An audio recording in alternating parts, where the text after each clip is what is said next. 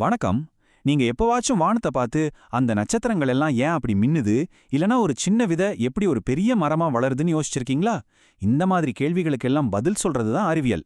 இன்னைக்கு நாம அறிவியலோட அந்த பரந்த உலகத்தை சுலபமா புரிஞ்சுக்க ஒரு வரைபடம், ஒரு மேப் மாதிரி ஒன்ன உருவாக்க போறோம். அதோட 4 முக்கியமான கிளைகள் என்னென்ன, அது எப்படி ஒன்னா சேர்ந்து இந்த பிரபஞ்சத்தோட ரகசியங்களை நமக்கு புரிய வைக்குதுன்னு பார்க்கலாம். பாத்தீங்கன்னா எல்லா அறிவியல் தேடலுக்கு பின்னாலையும் இருக்கிறது இந்த ஒரு அடிப்படை கேள்விதான். சின்ன வயசுல இருந்தே நாம ஏன் எப்படின்னு கேள்வி கேட்டுக்கிட்டே இருப்போம் இல்லையா? அந்த ஒரு இயல்பான ஆர்வம் தான் பல 100 வருஷமா மனுஷங்களை நம்மள சுத்தி இருக்கிற பிரபஞ்சத்தோட புதிர்களை விடுவிக்க தூண்டிக்கிட்டே இருக்கு. அப்போ அறிவியல்னா என்ன? அது வெறும் புக்ல படிக்கிற உண்மைகள் மட்டும் கிடையாது. அது ஒரு செயல்முறை, ஒரு ப்ராசஸ். இந்த பிரபஞ்சம் எப்படி வேலை செய்யுதுன்னு தெரிஞ்சுக்க நாம பண்ற ஒரு தொடர்ச்சியான தேடல் தான் அது. சோதனைகள் செஞ்சு, கேள்விகள் கேட்டு, புதுசு புதுசா கண்டுபிடிச்சு, இப்படிதான் நம்ம அறிவை நாம வளர்த்துக்கிறோம். சரி, இன்னைக்கு நாம என்னென்ன பார்க்க போறோம்னு ஒரு சின்ன அஜெண்டா. முதல்ல அறிவியல்னா என்னன்னு பார்ப்போம். அப்புறம் அதோட 4 முக்கிய கிளைகள். அதுக்கப்புறம் இயற்பியல், வேதியியல், உயிரியல், அப்புறம் நுண் உலகங்கள் பத்தி பார்த்துட்டு கடைசியா இதோட வரலாறு எங்க தொடங்குச்சுன்னு பார்க்க போறோம். ரெடியா? வாங்க ஆரம்பிக்கலாம். அறிவியலுங்கிறது ஏதோ ஒருத்தர் மட்டும் பண்ற சாதனை இல்ல. இது ஒரு டீம் ஒர்க் மாதிரி. பல 100 வருஷமா பல தலைமுறையா தொடர்ந்து நடந்துட்டு வர்ற ஒரு பெரிய கூட்டு முயற்சி.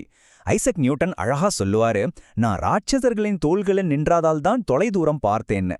இதுதான் அறிவியலோட உண்மையான சாராம்சம். சரி, இந்த அறிவியல் மூலமா நமக்கு என்ன கிடைக்குது? இது புது புது கண்டுபிடிப்புகளுக்கும் புது டெக்னாலஜிக்கும் வழிவகுக்குது. நாம இன்னைக்கு நோய்களை குணப்படுத்துறதிலிருந்து கையில வச்சிருக்கிற ஸ்மார்ட் போன் வரைக்கும் எல்லாமே இந்த அறிவியல் அறிவுல இருந்து வந்ததுதான். இப்போ இவ்ளோ பெரிய அறிவு உலகத்தை எப்படி நாம பிரிச்சு புரிஞ்சுக்கிறது? அதுக்குதான் இந்த 4 முக்கிய கிளைகள் நமக்கு உதவுது. இது ஒரு மேப் மாதிரி. இந்த பரந்த அறிவியல் உலகத்துல நாம வழிதவறி போகாம இருக்க இது ஒரு வழிகாட்டியா இருக்கும். அந்த 4 கிளைகள் என்னென்னு பார்த்தீங்கன்னா இயற்பியல், வேதியியல், உயிர் அறிவியல், அப்புறம் கணித அறிவியல். அதாவது பருப்பொருள் மற்றும் ஆற்றலை பத்தி படிக்கிறது, பொருள்களோட தன்மையை பத்தி படிக்கிறது, உயிரினங்களை பத்தி படிக்கிறது, அப்புறம் இது எல்லாத்துக்கும் மொழியா இருக்கிற கணிதம். இந்த 4 தூண்கள் மேல தான் இன்னைக்கு நாம பார்க்குற நவீன அறிவியலே நிக்குது. வாங்க இதுல ஒவ்வொன்னா கொஞ்சம் உள்ள போய் பார்க்கலாம். முதல்ல இயற்பியல் மற்றும் வேதியியல். இது ரெண்டும் பிரபஞ்சத்துல இருக்கிற உயிரில்லாத விஷயங்களை பத்தி பேசுது. அதாவது நம்மள சுத்தி இருக்கிற பொருட்களும் அதுல இருக்கிற ஆற்றலும் எப்படி வேலை செய்யுதுன்னு இது விளக்கும். இது ரெண்டுக்கும் என்ன வித்தியாசம்னு சிம்பிளா சொல்லணும்னா, ஒரு கார் எடுத்துக்கலாம். அந்த கார் எப்படி மூவ் ஆகுது, அதோட ஸ்பீட் என்ன, அதுக்கு பின்னாடி இருக்கிற ஃபோர்ஸ் என்ன, இதையெல்லாம் சொல்றது இயற்பியல், அதாவது பிசிக்ஸ். ஆனா அந்த காருக்குள்ள இருக்கிற பெட்ரோல் எப்படி எரிஞ்சு எனர்ஜியா மாறுது, அந்த கெமிக்கல் ரியாக்ஷன் எப்படி நடக்குதுன்னு சொல்றது வேதியியல், அதாவது கெமிஸ்ட்ரி. சோ ஒன்னு இயக்கத்தை பத்தி பேசுது, இன்னொன்னு பொருளோட மாற்றத்தை பத்தி பேசுது. வேதியியல மைய அறிவியல்னு சொல்வாங்க. இது ஒரு ரொம்ப முக்கியமான கருத்து. ஏன் அப்படி சொல்றாங்கன்னு யோசிச்சிருக்கீங்களா? மத்த எல்லா அறிவியலுக்கும் நடுவுல இது எப்படி மையமா இருக்க முடியும்? ஏன்னா வேதியியலோட கோட்பாடுகள் மத்த எல்லா அறிவியல் துறைகளோடையும் கனெக்ட் ஆகுது. இப்ப பாருங்க, இயற்பியல் விதிகளை பயன்படுத்தி அணுக்கள் எப்படி இருக்குன்னு சொல்லலாம். ஆனா அந்த அணுக்கள் ஒன்னா சேர்ந்து நம்ம உடம்புல இருக்கிற செல்களுக்குள்ள எப்படி வேலை செய்யுதுன்னு சொல்றது வேதியியல் தான். அதனாலதான் இது இயற்பியல் உலகத்தையும் உயிரியல் உலகத்தையும் இணைக்கிற ஒரு பாலம் மாதிரி. அதனாலதான் இதுக்கு மைய அறிவியல்னு பேரு.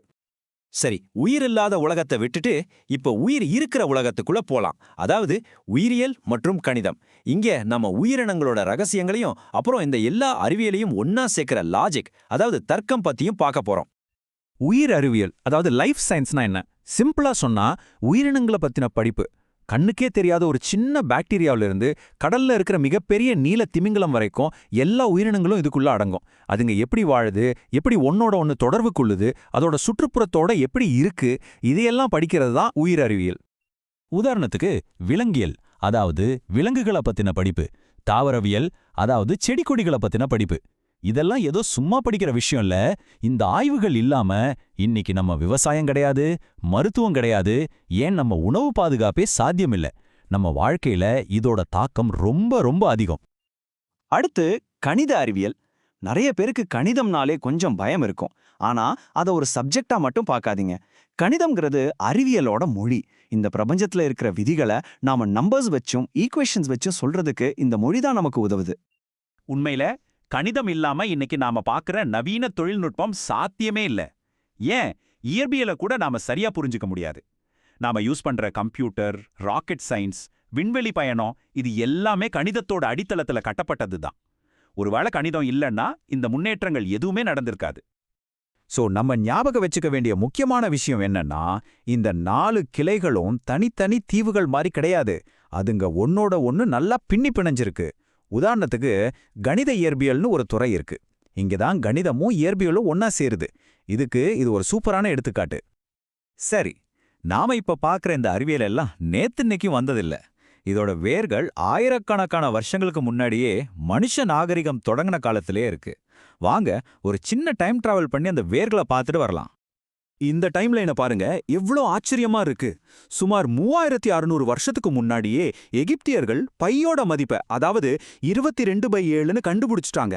அதே மாதிரி பாபிலோனியர்கள் சூரிய சந்திர கிரகணங்களை ரொம்ப துல்லியமா கணிச்சிருக்காங்க. அவங்க செஞ்ச இந்த விஷயங்கள் தான் இன்னைக்கு நாம பார்க்குற அறிவியலுக்கு ஒரு வலுவான அடித்தளமா அமைஞ்சது.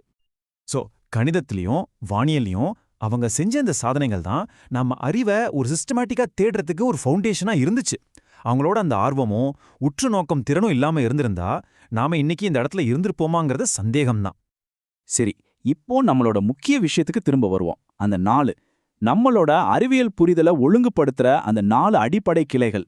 இந்த 4ங்கிற நம்பர் இந்த பெரிய உலகத்தை சிம்பிளா பிரிக்க நமக்கு ஹெல்ப் பண்ணுது. கடைசியா நாம புரிஞ்சுக்க வேண்டியது இதுதான். இந்த 4 கிளைகளும் பார்க்கறதுக்கு தனித்தனியா இருந்தாலும் அதுங்க ஒன்னோட ஒன்னு இணைஞ்சிருக்கு. இப்படி இதுங்க ஒன்னா சேர்ந்து வேலை செய்யறதால தான் நாம நோய்களை குணப்படுத்த முடியுது, புது டெக்னாலஜியை உருவாக்க முடியுது, உலகத்தோட பெரிய பெரிய பிரச்சனைகளுக்கு தீர்வு கண்டுபிடிக்க முடியுது. இதுதான் அறிவியலோட உண்மையான கூட்டு சக்தி. நம்ம அறிவு வளர்ந்துகிட்டே இருக்கு. அப்போ அறிவியலோட அடுத்த பெரிய கிளை எதுவா இருக்கும்னு நினைக்கிறீங்க? அது கம்ப்யூட்டர் சயின்ஸா, இல்ல நம்ம மூளையை பத்தி படிக்கிற நியூரோ சயின்ஸா, இல்ல நாம இன்னும் கற்பனையே பண்ணி பார்க்காத புத்தம் புதுசா ஒரு துறையா இருக்குமா? யோசிச்சு பாருங்க. நன்றி.